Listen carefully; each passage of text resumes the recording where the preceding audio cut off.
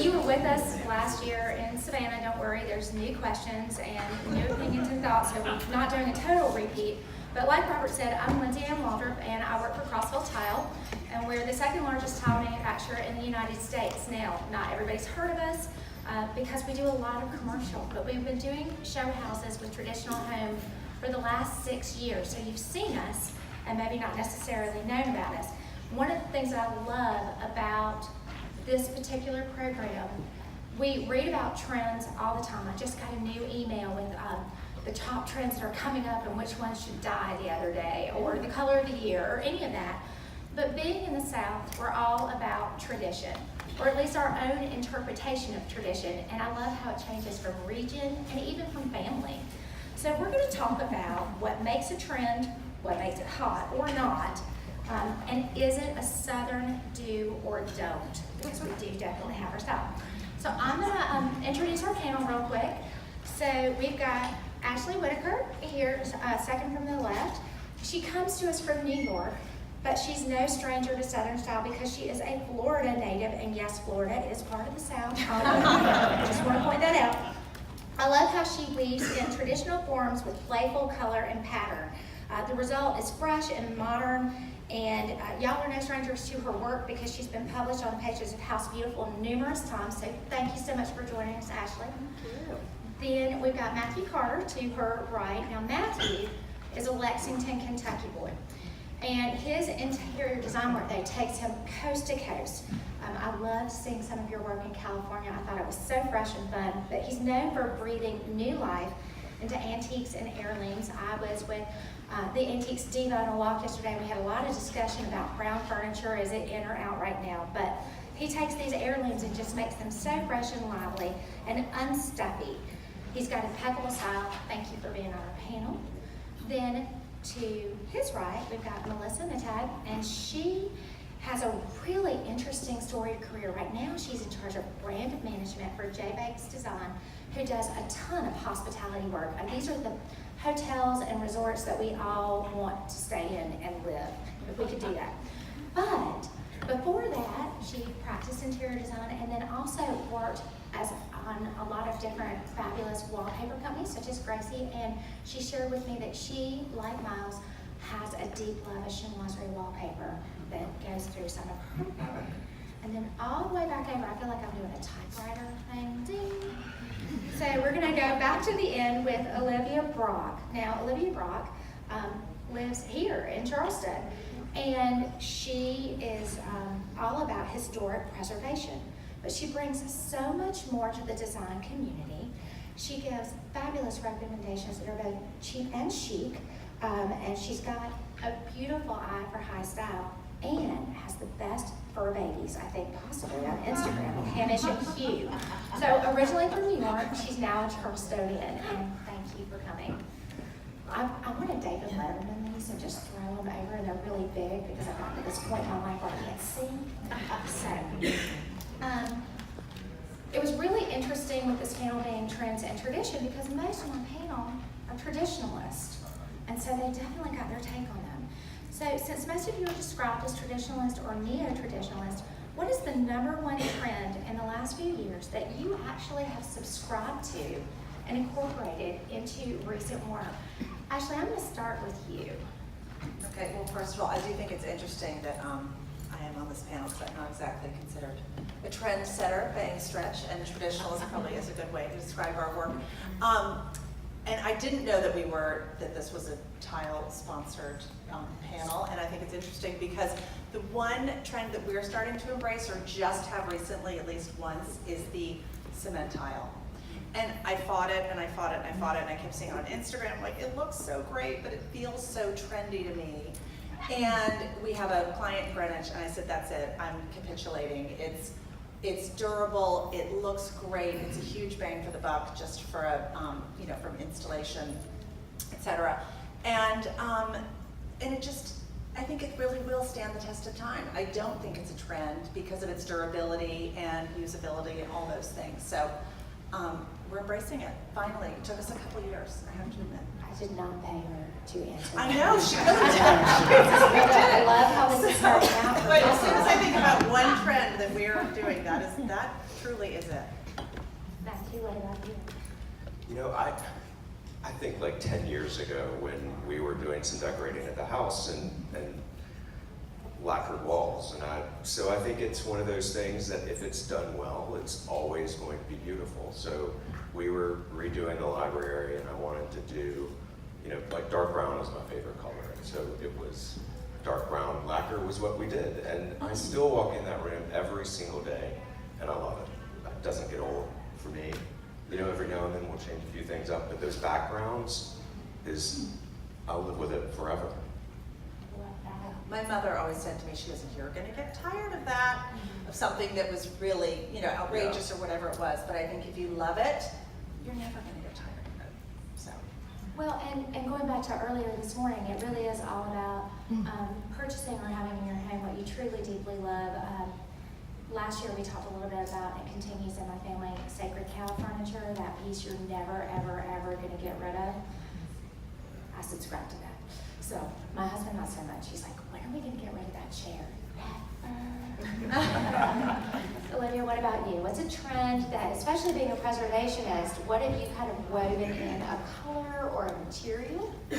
For me, it's almost that I've gotten a bit caught in a wave of something that was a trend that I have always done, because as a preservationist, unlacquered brass hardware is something that I've always put in any project that I've done, whether it's doorknobs or, you know, switch plates for your light fixtures or kitchen faucets, and now that has become a big trend. So I sort of feel like I, you know, have always subscribed to it. I'm going to continue to subscribe to it while it's trendy, and I'm sure it's going to go out and I will still be doing it. So, Totally. Yeah.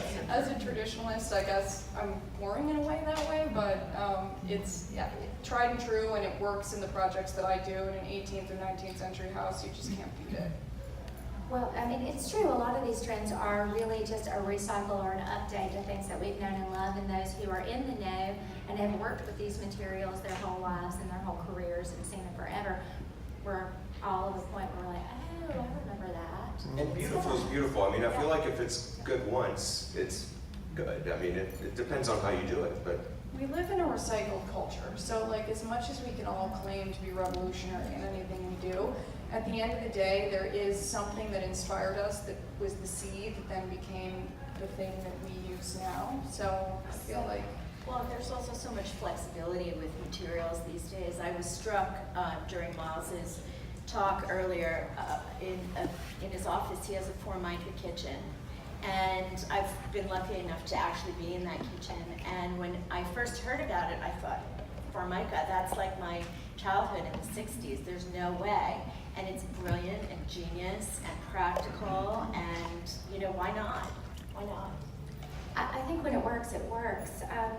But as far as trends go, being traditionalist, it took you 10 years to capitulate to cement tile, cross the dark side. But how early, if ever, do you gravitate toward a trend? I mean, has anybody used Millennium Pink in the last 2 years? I mean, seriously. What is it? Well, Like what colors are Millennium Pink? We'll talk about that later. It's like pale salmon. I have used. Yeah, on my show house in the we can last see like year, I have, but that was a client directive. I had a client, it was very on brand for her, so her master bathroom is that color. Cabinetry is that color. We use cement tiles on the floor so that she can hashtag, I have this thing with floors, you know, with her feet. And she's super excited about it, and the fabric on the windows is pink. It is that color. I would say that that typically is not in my color wheel. I'm pretty much a blue and white girl, but well, do you find that when it comes to trends that your clients steer you towards things that they have seen in magazines or online or in a newsletter from a shelter pub? Well, I think that's a good question, and what we, you know, hopefully are doing is not realizing that something is necessarily a trend. Miles talked a lot about the chinoiserie paper, that, you know, it's beautiful. It's been beautiful for hundreds of years, and of course we gravitate toward it because it is so elegant, so special. Our clients do. Yes, it's certainly become more popular, I believe, in the last couple of years, but to your point, we're never going to stop using it. Well, it's just timeless. makes a room, it makes a house, it's timeless. But I think it has become more and more popular. And I think once you start seeing things, for example, when your client does bring you pictures and they say, oh, I keep seeing this, it's so great, a lot of times we'll kind of back away from it, honestly. And I think the cement tile is probably a good example of that. Like, I know I've seen it too 500 times. Have you talked to we anybody out become of less shiplap? interested. Have you had to talk anybody out of shiplap? No, in fact, I actually talked to myself in, not shiplap, but we do a lot of V-groove paneling and beaded board, and I used a lot of that. We just built a Greek Revival farmhouse in Millbrook, New York, and it's kind of everywhere, and I think I did hesitate. Now that you mention it, I thought, I knew it wasn't trendy because I knew it was appropriate architecturally, so it didn't feel trendy at all. But I had that moment of, I'm seeing a lot of this. Didn't bother me at all, so that's something Again, I think it's all about how you put back it off together, of. you know? Well, is there anything that you've seen a lot of lately that might be trendy that you hope will fade quickly? And anything that you hope or believe is a classic and has always been here? This is the catty part of the discussion. Well, like living in Go Kentucky, away. if I see one more barn door on the inside of the house, like we have beautiful stables everywhere with beautiful Yeah. doors. Don't put them in your house. It just is unnecessary. That's interesting. I think to your point again about the brass hardware, I think people were kind of seeing a lot of the brass hardware, and they're like, okay, we've done that, we've seen it, now let's do copper hardware. And I was like, that is just not working to me. Right. It was just kind of the forced incarnation of the My brass. husband's but- convinced that pewter is the next thing. Oh, there you go. So, That could be a trend. Keep an eye out for it. Anything, Melissa, that you just hope that you don't ever see again for another 10 years? Oh, overstuffed, oversized, mammoth portion furniture. Ooh, I bet. Yeah. In hospitality, In you see that hospitality a lot. all the time, and I'm short, so it's always, is this a short girl chair? Can I sit in it? Can I be comfortable? No, I always need a lumbar. Take a note up there. It's just too much, and I understand. A lot of the hospitality work that we do is in private golf clubhouses. So we're really creating spaces for men, usually big, tall, buff golf pros, that type. And we want them to be really comfortable, but there is a point where it overtakes the entire space, and it just doesn't make sense And anymore. I love upholstery that's slightly underscale, actually. Yeah. Like, if anything, I'd rather be a little smaller. Yeah. A little slipper chair, a small club chair. I was just going to say the second part of your question, I was going to call out Matthew and say, I have had a long-standing love of this slipper chair. I don't know that I've ever done a project where I haven't used them. Yeah. And if you I see agree. Matthew's room, he used a slipper chair, it's beautiful. I'm seeing slipper chairs more and more these days. It's like people have finally realized how fabulous they are. I had a lot of husbands of clients who were saying, God, it's a small chair, is it comfortable? I don't know. And then they'd sit and go, oh, this is actually pretty great. And I keep one in the office so that husbands can sit in it because it really is comfortable for everyone. And you can keep going back to Billy Baldwin decorates over and over again. Yeah, There's not a absolutely. room without the chair. Right, Do absolutely. you think they're having a resurgence? We've seen some great slipper chairs. Actually, Ballard. Totally. Yeah, but I've used them forever, and I always will. See, I think they're the ones making the trends. They're going back in their library and everyone's recognizing the great slipper chairs, which I also love. But we're in Charleston, and it's one of the greatest southern cities to be graced with such grand structures. Between hurricane after hurricane, a war or two, this place has endured and survived and persevered. So I'm going to kind of shift the conversation to historic spaces. When you're designing for historic spaces, where do you draw the line between restoration and renovation? Yes. Olivia, you are definitely the pro on this. Not to get into an aggressive discussion of preservation theory, because that's not what y'all are here for. Restoration would literally mean choosing a time period that the house was a part of and restoring to that. So if a house was built in 1810 and you want to restore it, you can say I'm restoring it to 1810, but you could also say I'm going to restore it to 1860 because the third family that lived in the house made a big change to the house. I mean, if anyone's followed what had happened at Montpelier, that's a big preservation discussion about restoration at different time periods. But I think that using the word restoration, I think we're using it pretty loosely now, and I tend to get a little aggravated sometimes because people are like, oh, I'm restoring this house. Well, actually, no, you're not. You're renovating a historic structure. You're doing a really beautiful job. I appreciate that you're using true divided light windows and trying to keep the ones that are there. But unless you're actually doing research and looking at Sanborn maps and finding out exactly what the house was like in whatever time period you decide, it's not actually a true restoration.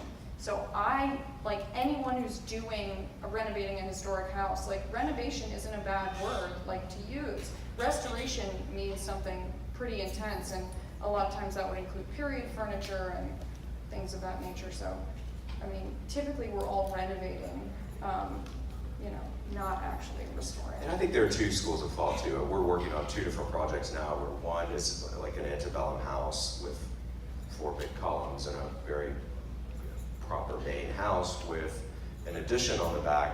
My partner Brent is the architect, that is super modern, like Hoax windows and steel and glass, and so there's a very distinction between the two spaces.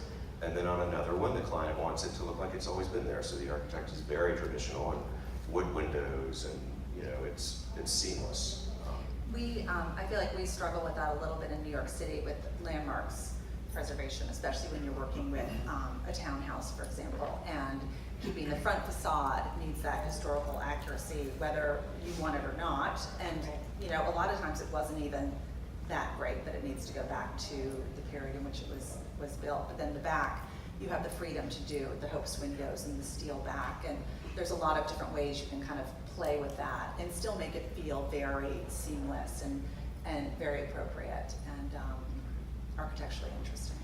And what Matthew is referencing about steel windows and things like that, a lot of preservationists would prefer that you do a project like that because then it makes it very clear what is old and what is new. So there's no confusion about whether or not that addition was built in 2018 or 1918. Well, I think buildings change and they grow and they're altered, and it's no different in people or fashion or anything like that. And one of the challenges that's faced today in contemporary architecture is how do we take something and adapt it? And you have purists that are like, you have to take it back to how it was originally, and then you have others that say, well, if we don't do something with it, it will not be used, and then it will be destroyed, and what good did it serve then? So I always, when I walk around the city, or Savannah, or Richmond, or any of these great southern cities, or any city in the world, and kind of have that internal conversation. And I bet you guys do too, right? Not? Participation. Awesome. Now, on the flip side, new construction can be completely devoid of character. Ashley, what's one thing, hands down, that you recommend a homeowner do to bring traditional elements into their newer, trendy space? Well, the first thing when we think about kind of any house that we're decorating, we think about the walls. We always start with the walls. I think in kind of old school decorating, it was start with the rug. Whether it's a lacquer finish, whether it's a chinoiserie paper or wallpaper or some sort of millwork or paneling, that's where we start no matter what. But I think especially in a newer home, I never want to see painted sheetrock. I can't stand it. So I'm constantly thinking of ways to, do I upholster the wall? Do I add a beaded board? Something, that's where I think that's my telephone. Zen brain. It's so zen. Can we look afterwards? I mean, it's coming from right Afterwards, can you tell me what ringtone it is? Because I'm kind of loving it. You have to get the iPhone tone. Oh. That's the new ringtone. That's $40,000 gets you right there. I don't know what I was saying, but point is, Room after room of painted drywall is. You just can't, and there's almost, we use very little paint in our projects, very little. And so we really, it's all about the walls. And I think the clients really can appreciate that by the end of the project. They're like, everything's wallpaper, everything's, treated in a way, but it really makes the house feel decorated. It gives it, against a little architectural integrity and maybe something that wasn't that special to start with. Helen, a trend report that I read 2 days ago, painted murals are apparently coming back. Now, Katie, since you don't like painted sheetrock, can you deal with a painted mural that's not on paper? Yes, I can handle a painted mural.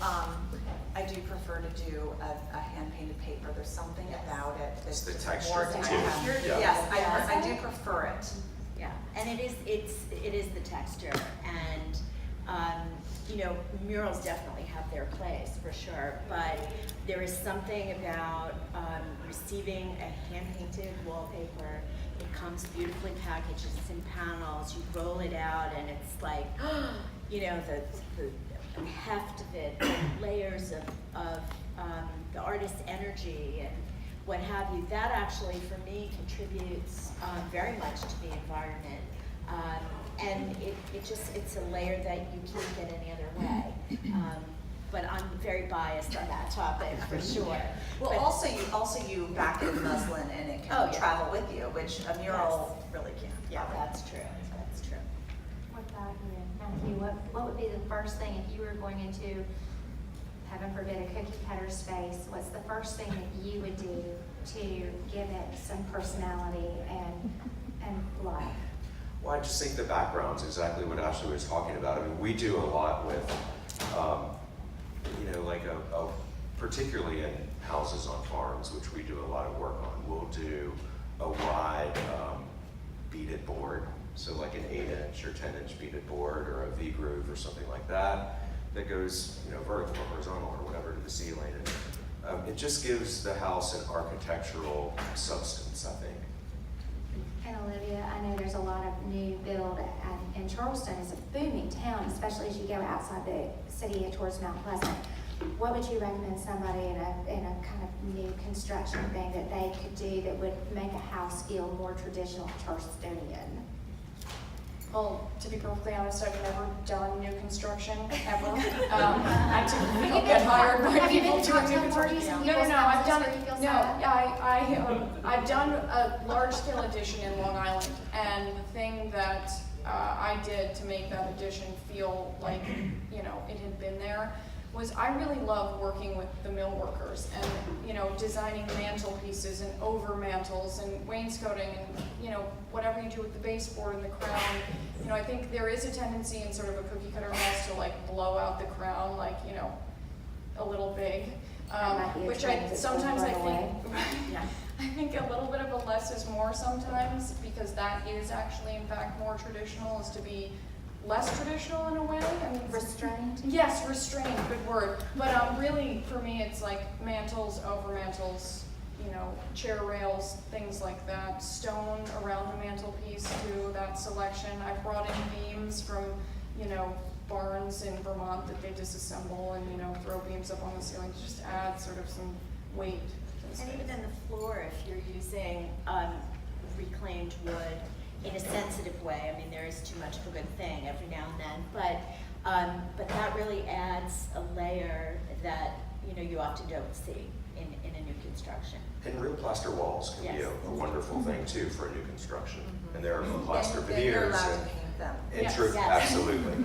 And integral color plaster veneer is a wonderful thing that has a lot of texture. And one other thing I was going to add is the recessed lighting when you go into a new house. You just eliminate 95% of it immediately. Yeah. You're a little 95%. 99%. in the kitchen. All of it. Bathrooms and kitchens are allowed. That's our rule. Again, going back to I can't see, I do like a bright room, and I am one of those people that went out and hoarded 100-watt bulbs before LEDs got to where they are today. But that's only because I just can't see. But you've led us into good segue, team, into my next section, which is kind of about materials. Because I think this is an interesting discussion for trend versus tradition and technology and innovation. And how, well, for example, the light bulb, when did we embrace and change? just say, no, I'm hanging on to that 100 watt incandescent that I've got stored in the basement. Traditional materials are so gorgeous, but they may not be perfect for your client or for space or for a big commercial project in hospitality. What are some of the innovations that you've seen that even if you are a diehard traditionalist are worth taking a second look at? Well, I think all of the performance fabrics, it's obvious in hospitality, but, dogs and children. I have a 14-year-old son, and he is hard on all the upholstery. And in the beginning, when he was a baby, it was like, oh, this is hideous. It's outdoor, belongs on the chaise, next to the pool I don't have yet. But now, it's like you can get, we recently did a project where we have a performance velvet that is so sumptuous and gorgeous that, you would have no idea. You would have no idea. So for me, that's one way that I think technology is evolving textile manufacture in a way that's really helpful. So I saw that fabric in the Hamptons at Traditional Home Show House with Rajni in her outdoor space, and I'm like, who puts velvet pillows on an outdoor space? She said, oh, they're made for that. I was so excited. So excited. So what? I always go back to the kind of the framework, and like linen velvet is such a hard-wearing fabric for me. Like I use it everywhere with kids, grandkids. I mean, it develops a patina as it gets older. I mean, it's very usable. So we did a living room for clients and friends with young kids that was all basically indoor-outdoor materials, and it's beautiful, and you can do it well, but I always try to first guide them toward, the more natural linen velvet and hard-wearing cottons and linens and that sort of thing. A material that we're using a lot now, and we have for a while, is marmoleum, which actually is not new. It's linoleum, right? But they're cutting it in interesting ways now, and the color palette has gotten is immense. And so we're having a lot of fun with that. We're installing it in the sheets, we're installing it with laser cut borders, and so I think it's kind of the application of the product that's changed, but the product is just good because it always has been durable and economical and works in kids' spaces and laundry rooms and pool houses and things like that where we're using it. I actually recently did a kitchen with quartzite countertops for the first time instead of marble or mahogany, which I tend to do. And the client, again, requested this. She wanted to be able to put hot pots on her counter, and if she spilled red wine, she didn't want to worry about it. And I was actually really pleased with how it turned out. It looks beautiful. It looks like marble, and it's super durable. And we did the same for the floor. I'd wanted to do, old English stone on the floor, and she was concerned about the staining, how that was going to wear. So we went with a ceramic that mimics an English stone, and it really looks phenomenal. And in photographs and when you're standing in there, it takes a minute to recognize that it's not, in fact, the stone. It is ceramic. And she's got 5 kids who are in their, college age, and, that's a lot of people spilling and bumping, and the kitchen has held up, and she's been really happy about it, so. So I'm going to do a quick product plug. Sorry, but that's what we do when we sponsor things. When you guys go to the show house, if you haven't been in there, going back to ceramic and porcelain and what it can do, I want you guys to take a look at the master bathroom, because the floors are indeed marble, but the countertops and the shower walls are not. They're all porcelain. And from a cleanability, durability, no stain, all the good stuff that Olivia was just saying, I want you to take a look at it because it's really such an incredibly beautiful, amazing space using high-performance materials that were originally designed for commercial use that have crossed over. So that was another plug. Thank you for enduring. But I do want you to take a look at it, because if you don't know that that's what they are, then you'll be really surprised. Lisa Minnie used the same thing in last year's Savannah Show House in the kitchen. Looks like, if you've seen the pictures of them, 2-foot matched marble slabs. Nope, they're humongous porcelain panels. So something to consider, especially if you are living in my house with a chef and somebody who drinks too much red wine, it's a good thing to think about. But continuing on with tile, since we are sponsored by a tile company, I do have to ask, what tile looks other than encaustic do you love right now? And are there any that you think you're over? I have had more debates over white subway tile in the last 3 years than I even know what to do with, but we gotta talk tile for a minute. So what do you love and what do you wish would just go away? And do you want to bring back the pink 4x4? Somebody told me they did the other day. Well, this isn't exactly tile as we think about it, but the one thing that I do love are like a dark brown cork floor. I think is really chic and beautiful and soft and resilient, and it's something that we do a fair bit of in kitchens or whatever. I love that. Anybody else? So to your tile question, one thing that I've never totally gotten my arms around, and I think it does feel a little bit trendy to me right now, is the dark grout with the white subway tile? Subway tile. I think that's something that's feeling a little bit trendy. I could never get there myself, but. Well, and I think as soon as you see it, like in every Starbucks around, Yeah. it just like, I don't know. But I do love a subway tile still. I Me mean, too. It's so Subway tile. classic. Yeah, absolutely. I live in New York City and I like. Don't argue with subway Yeah. tile. And Right. if you love it, and I mean, that's what I have in, my bathroom at home, and I know it's, I could. Oh, and our do walls in lots our of- kitchen are. I love it. I It's just love it. great. It's practical and, I don't think it'll ever go away. One of the trends that I do see though, along with smegs and other things, are colored subway tile or colored grout. In fact, Whittaker has a product line that matches to your Benjamin Moore color. So if you really wanted to get kind of fun or put glitter in it, make disco grout as I call it, you can go start with some subway tile.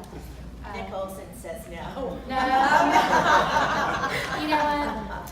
He loves a disco moment too. I love an inspired dance party in any space. It could happen in that particular space in my mind.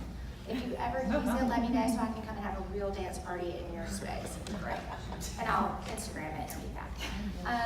But no, are there any other things that you're like, oh, historically, in a historic space, say a 1920s or 30s space, that you're like, that should just come back everywhere? Well, it's funny you should mention the 4x4 pink tile.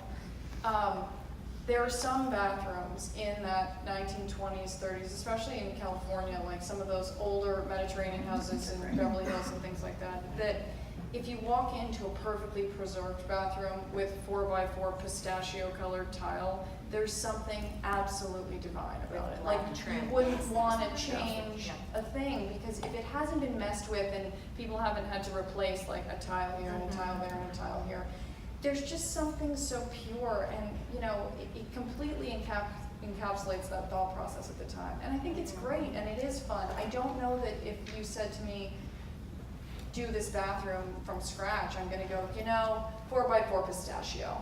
Yeah. I don't know that I'm gonna do that, but I think in that space, if it's there with, the little hex and the same color on the floor, I do love it. I do. And let's be honest, y'all, I walk into those bathrooms and don't you just look at the shower and go, God, that water pressure's good. Yes.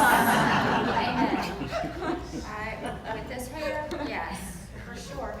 I do think it's one of those products, and I think a lot of building materials are some though where we're talking about fun with color and wallpaper and things that you can travel with, things that are easy to change. But in building materials, it's I'm going to live in this house forever, maybe, and I'm going to live with this for a very long time. Is there one kind of material area or part of the house where you kind of feel like you have to talk a customer into something because they may feel like it's too trendy or avant-garde or anything like that they're worried about living with for duration?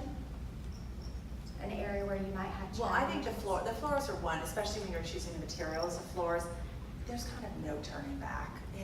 That's a pretty big decision. I think very few people build a house and 20 years later they say, oh, we're going to rip out the floor. So it's a big decision, and I think it's a place where you really probably do lean a little bit more towards the traditional material. The color can change certainly. We just did pine floors in our house in Millbrook. I mean, they're wearing terribly, but they look great, and I just tell everybody they're reclaimed. And I wouldn't have put anything different in because that was appropriate to the period that the house, you know, And probably they're would in have that been built. awkward stage where they haven't gotten enough patina. Oh, there's a lot of patina. Patina with a new puppy and 4-year-old, and yeah, there's a lot. But anyway, it adds patina. It's fun. Doesn't bother me. Doesn't It bother just me. adds character. It's adding character. I mean, I have my office is an 1820s old house, and it has old poplar floors, very soft, and they're destroyed, but they're beautiful. I mean, there's something about that really old, rich patina, even as beat up as they are, that you just can't change Yeah. Do you ever and make can't up- replicate. Do you ever make up stories about what may have happened in a space that had gotten that patina, or does anybody? But that's a great idea. That's a good I have an It's like imaginary a crime world scene where I at do this that. Well, speaking, that was my transition. We're going to talk a little bit, not just about interiors. We're all here because we love great interiors, but with interiors nowadays come how we represent them and what we do in them. So we're going to talk a little bit about media and manners, because I want people's take on some things that have been going on in my head. We all have our social media presence. There's Facebook Lives happening right now. There's Instagram accounts everywhere. There's so many trends on these different platforms as far as how you use social media. So what bandwagons have you jumped on as far as a channel or a hashtag or a group or a filter or any of that? And which ones have you eschewed? Melissa, Well, what are you gonna at want? JBanks Design, we have an Instagram feed, like everyone probably. We have a Facebook page. We use Pinterest. We make sure that we push out new images when we can. But, you know, I love Instagram. You know, that's where I am in the evening, kind of scrolling and seeing what all my friends are up to and what have you. But, you know, we're a business, so I still haven't figured out how having that social media presence for us specifically is actually going to translate. You know, are our clients looking at our Instagram feed? You know, how can we monetize that? So as a pastime, a personal, you know, thing that I do for enjoyment, I love it. But, you know, are we going to get a hospitality project from an Instagram feed? I'm not sure. So I'm probably not the right person to ask. I No, don't know. I think that's really valid because we all are on it. We're all doing it. I actually jokingly say Instagram is like Tinder for designers. We're just scrolling constantly and hitting the like on the things we like. But I will say if, you know, I've seen designers who are just starting out and perhaps don't have a body of work and are not well known, really leverage social media to raise their visibility and their profile, and you think, oh, who is that hot new little designer, and why have I never heard of them before? Well, you never heard of them before because they really haven't done anything yet. What they have done is great, but like, let's, you know, that's how I approach it, that it's really wonderful if you're building brand awareness or, you know, raising your own personal profile as a designer. But I feel like this interior design is meant for Instagram. I mean, it just, and those kind of platforms. You know, my work and my personal life are like all intertwined. You know, we're entertaining, we're going to parties. I don't post a lot of that kind of thing, but I do every now and then. And I think it's important to get to know someone if that's what you're putting out It there. keeps people interested in Yeah. you and why you're doing what you're doing. I loved this morning's talk because it really helped me understand a lot. Like I could kind of keep up with some of them to some extent. But we have a lot of fun with it, of course. We Instagram our work, Instagram personal life, Instagram son, husband. I had a friend of mine in studio 4 years ago. She said, I love seeing what your husband is up to on Instagram because I made so much fun of him. It was great. And now he's like, I'm sort of chopped liver. My son's kind of taken over as the Instagram sensation in our house. But anyway, we just have fun with it. I think it's really about what feels, you know, relevant and personal and Authentic. visual too. So it kind of varies so much. And every single client who meets us, they say, oh, I saw your house in Millbrook, and I mean, everybody Every follows single you. one. There's no one who's gonna hire you that doesn't know what's going on in the rest of your life. And magazine editors and that whole world, I mean, it's very important because if you're gonna put your work out there, they wanna see what's behind it. Well, it helps people get to know you, and so that when they do call you, they see your account, and perhaps you are getting a new client, they feel like they already know you as a person to a degree, and that they like you, again, to a degree just based on what they know. And I threw this question in here partially for Olivia because I'm gonna steal her dogs. I'm not, but they're adorable. Hamish and Hugh. I have two Cavalier King Charles Spaniels, tricolor boys. They're my fur children. But I was saying beforehand, she said, I just love the dogs. And I said, it's funny, I'll be walking them in the morning looking really not pulled together. And people say, is that Hamish and Hugh? Yes. But I was just gonna say, my experience with Instagram currently is that with the advent of stories, I'm finding I'm posting much less on Instagram and more on the stories because I'm so non-committal and I get so anxious about, is this filter right? How many different ways do I need to edit this to make sure the angle is correct? That on stories I'm like, well, everyone knows that I just sort of threw this on here, so if it looks fabulous, like it just sort of does.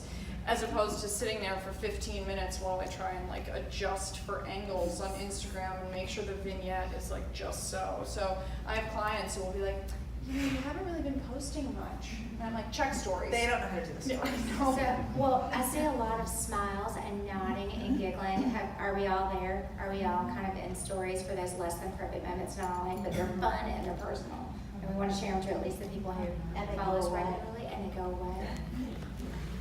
Well, particularly for, hospitality, it's a very corporate environment, and so we're not going to share too much that's personal.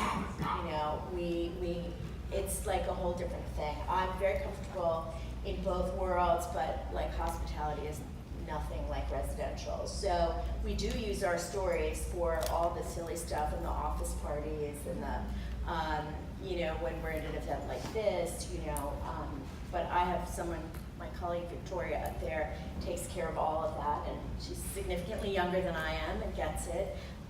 But each application has its own place, I think. So this leads me to kind of an interesting question of, three of our panelists have their own firms, and then you work for another firm. Where you got your own personal accounts, I assume? I do. And do you have concern about how you represent yourself on your personal accounts versus what someone might see on a corporate account? Do you ever represent yourself differently? So boring. I mean, honestly, I don't think she's boring. No, I really am. I mean, I am a suburban, football mom. I have a kid. I live, outside of New York City. I post a lot of things that I like, which can be, other people's design, art that I like, photos of my son. But that's my truth, it's me being authentic. If I'm too drunk at a party, no, nothing gets posted like that.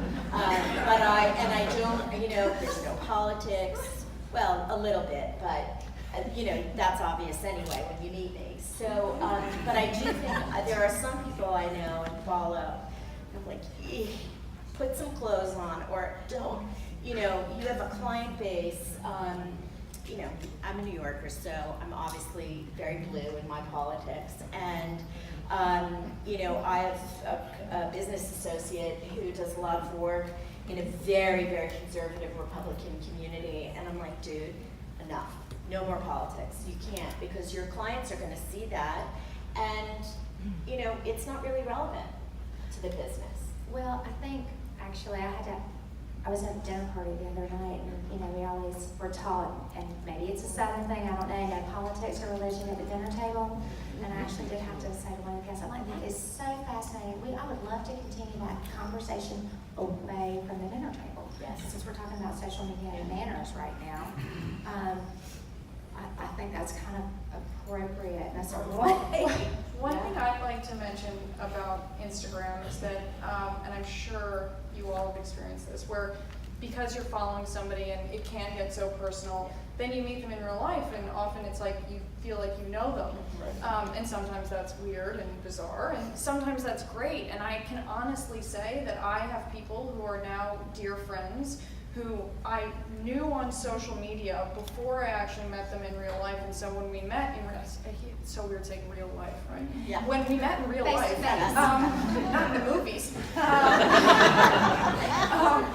When you meet in person, then you sort of have a little bit of a backstory on the person, and you can either know that you're going to jive or you're not. But I actually, there are people sitting in this room who I'm friends with now who, like, that relationship totally started because we were following each other on Instagram, and then that relationship evolved. So I think it's a great way to make friends, meet friends, network, obviously.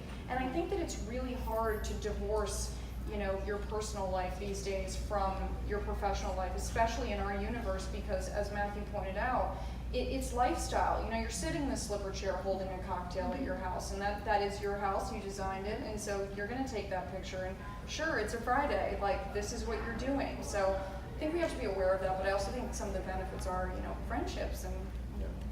I'm coming to our house this afternoon, decided. So going back to the manners a little bit, I have recently received personal and professional thank you notes in email and in Messenger. And yet, I see all these wonderful stationery companies out there, and I wonder who's using them. What do you think of digital thank you notes, and is it ever appropriate?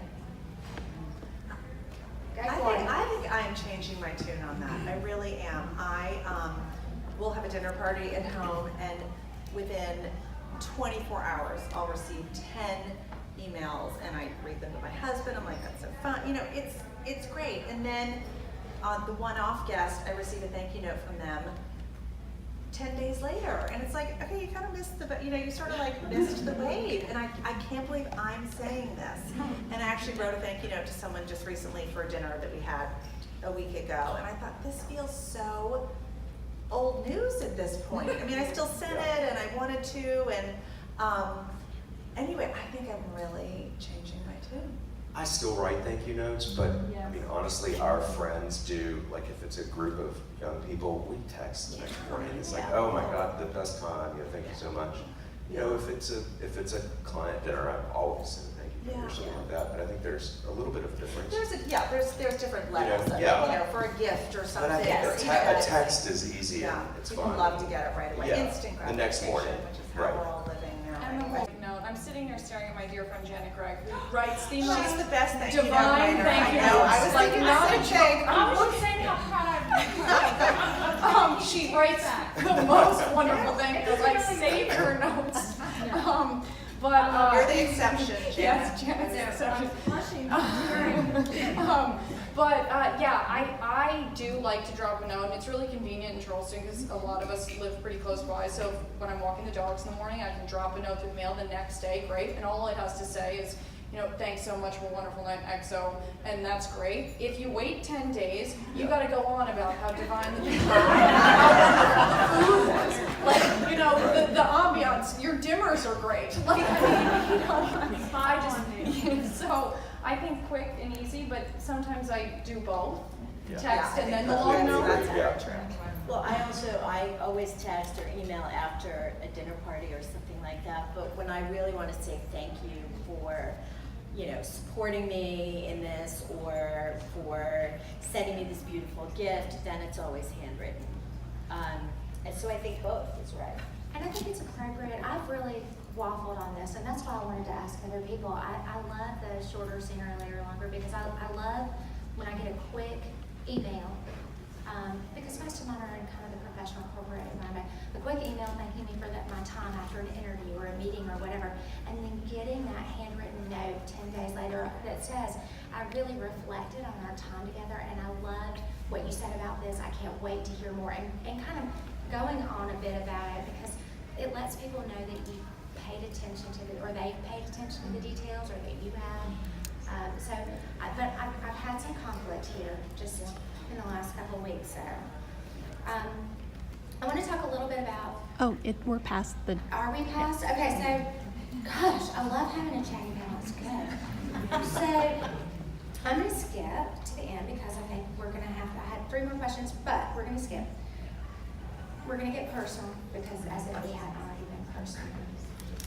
What, everybody just to wrap up, one family tradition that you will never, ever, ever give up? Oh, ours is a Christmas tradition, and it's a Swedish, Holly Phillips probably knows about it too. It's a little Swedish advent calendar that my grandmother bought for us years ago. And every day you cut off a little present, so it's like a little stocking gift every day. And we each had them as we were children, and now I have it for my son. So, and I used to do it for my husband, and he'd be like, "What is all? I don't need this every day." I'm like, "No, you have to." So anyway, my son actually appreciates it. Has your husband bought into it now? Now that it's for my son, yes. Okay. But, you know, he didn't need a little, like, bottle of Tabasco every morning. What am I doing with this? I love that. I know, it was cute. Anyway, that's our What's your tradition. family tradition? God, you know, we have, my mother makes something called cheese pudding that she does every Christmas, which is a very southern, it's basically a casserole, I guess you'd say, but it's a cheese pudding. And she makes it every year, my aunts, and you know, they obsess over, is it too runny, is it too firm? And you know, that's one thing that from childhood until now, Can you make the cheese pudding? I cannot, no. And are you gonna make it a goal to learn how to make the cheese pudding It's and a carry it work in on? progress, It yeah. is? Yeah. Okay. Olivia? I'm sitting here like scouring my mind. I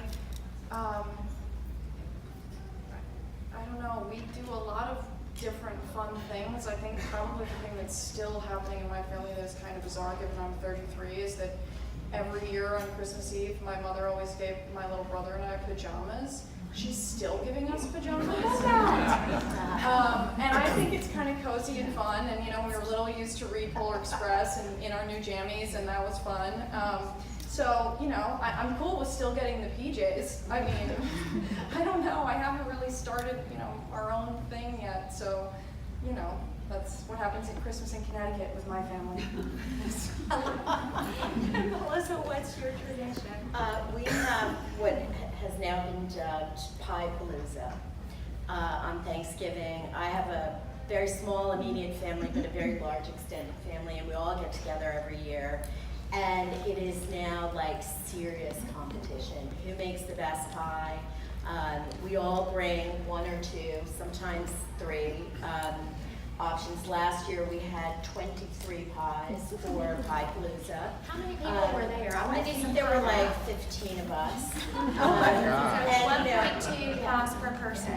yeah, and so what's wound up happening is I have, you know, I make a really mean apple pie, but someone else was like vying for that position, so I have to constantly up my game. And, you know, last year I decided I'd learn how to make pecan pie, and that means the pastry also is, you know, from scratch. And so it's become like this just hilarious fun thing. Do you vote by category or is it general consensus? No, the children vote. The children vote. I'm in love with this. I hope some of these family traditions that you'll take home and adopt. Pie Palooza sounds pretty awesome.